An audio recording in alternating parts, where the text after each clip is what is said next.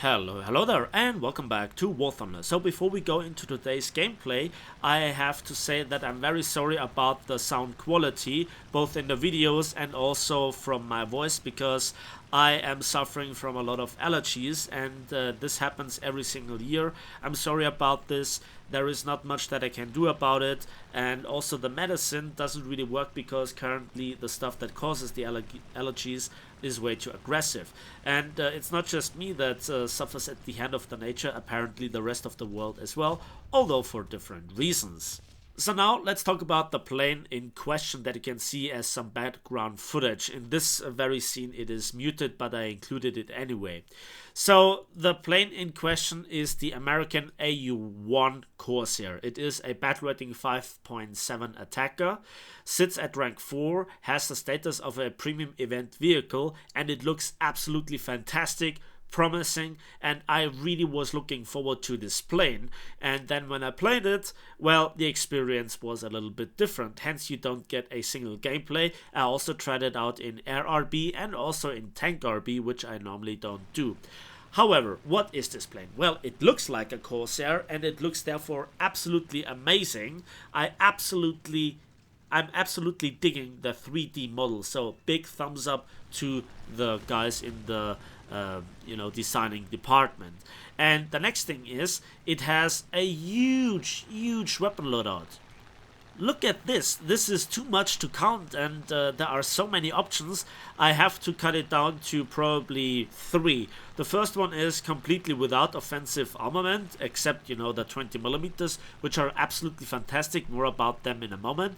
But then you have huge amounts of bombs, and from 250-pound bombs to 500-pound bombs to even 1,000-pound bombs. And in one single scenario, you also have a very unique weapon loadout. It is 10 250-pound bombs that you drop pairwise, then 2 rather unique 1,600-pound AP bombs that you drop single, and then a single 2,000-pound bomb. So with that loadout, you can destroy 2 bases in Air RB and also absolutely, in theory, wreak havoc on the enemy team in Tank RB. It is too much, actually. It is nearly 3,000 kilograms of ordnance. That is something like a B-17 carries for all intents and purposes. Then we also have the weapon loadout, where you have 3 tiny Tims and 6 500-pound bombs. So this is absolutely fantastic, from carpet bombing to single nukes to, those insane tiny Tims, which you also can fire individually, which is really great. Then, it looks very similar and shares the battle rating with the F4U-4B, and with it, it also shares the cannons. 4 20mm M3 cannons with 984 rounds of ammunition. That is plenty. The rate of fire is good. There are some of the best 20mm in the game. They hit hard, and not just do they wreak havoc on enemy planes, bombers, fighters, attackers, you name it, but also you can crack up a lot of tanks, especially those armored cars, and also in Air RB, those light pillboxes and light tanks. So this is a highly versatile, very deadly plane. So do I recommend this over the Object 279, which you have to make the choice which one you want to go for? Or is it worth the probably insane prices on the marketplace? The answer is no, and I want to talk you through why. First of all, there is the flight performance, then there is the actual premium status, and at the end of the day, what it probably will cost. And so let's begin with the flight performance. This is one hell of a stiff brick. And the weapon loadout either means that you can't really turn at all. Even if you release the bombs, you are still a heavy brick. And this is a far cry from the F4U-4B. It is not really in the same ballpark. Then, when you look at Air RB, it gets an attacker airspawn, which sounds really promising.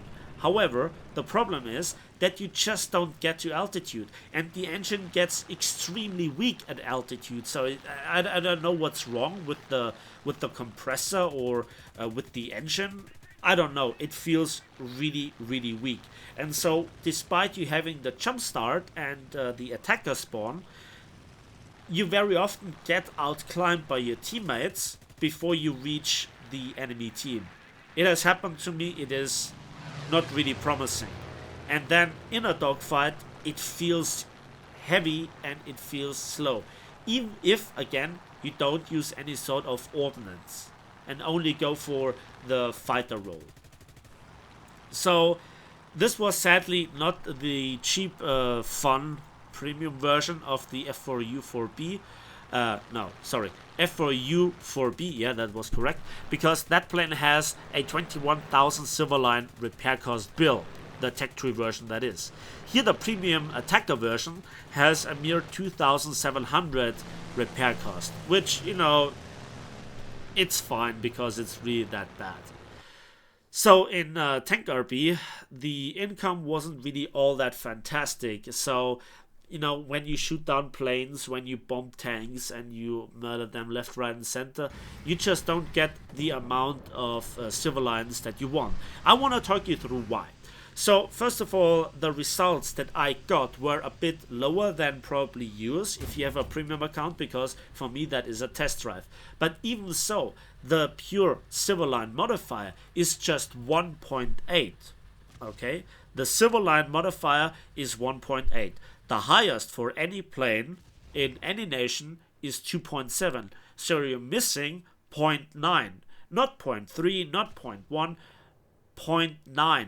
That is too much. In fact, if you compare this with the overall income, just have a look at planes like the F7F, the tech tree version, that has a Silverline modifier of 3.5. So the tech tree F3F is already earning as much as this plane and has better performance. The same goes with the P51H that has a Silverline modifier of 3.5.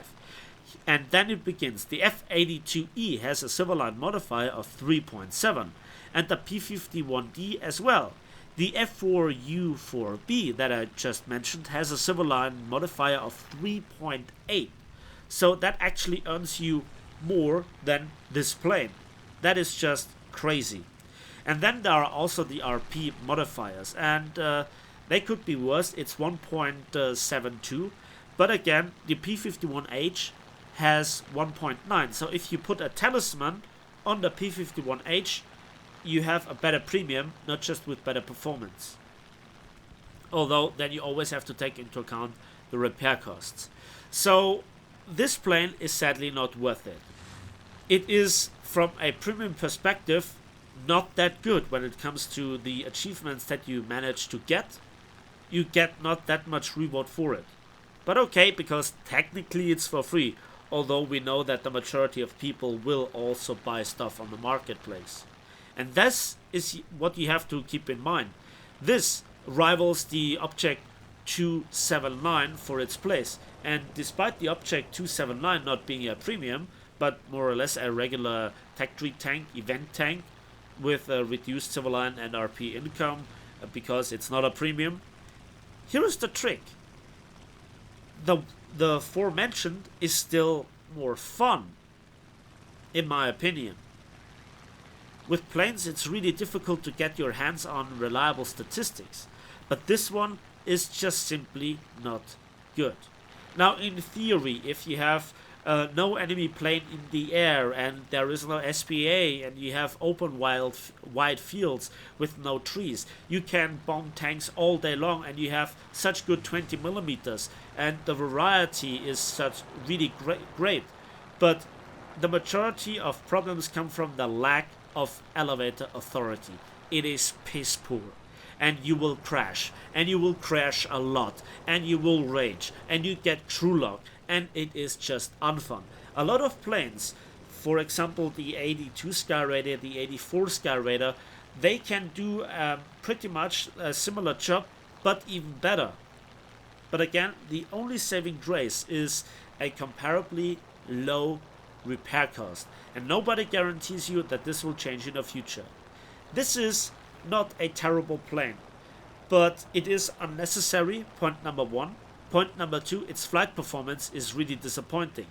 And even some things like these, the plane just wouldn't turn. It just doesn't give me elevator authority. It is sluggish. It is poor. And that leads to the most horrendous, stupid crashes that you can imagine. Over and over and over again. And this has been my experience. I know how to do CAS both in Air RB and Tank RB.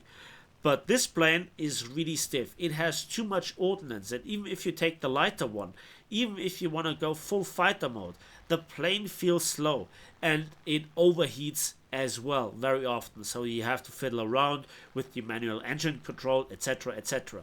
It is a beautiful plane, but it is first of all not mandatory for the US lineup.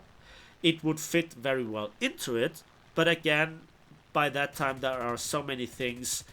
This is absolutely not worth it. The guns are great. The weapon loadout is great. But the plane looks great. It looks very close to a very good plane. But it isn't at the moment. I don't know if it will get buffed. I don't know if it will get nerfed. Anyways, that is the current state of this plane. It is not good as a premium. It is not really all that amazing as a ground attacker. And as a fighter, it is simply outrightly trash because it turned so badly. That's it from me today, so thanks for watching, thanks for listening. I hope I could ease the decision now what you want to go for, and as usual, give this video a like if you did, subscribe if you want to see more, and we'll see each other on the waves, in the skies, and on the battlefields of War Thunder.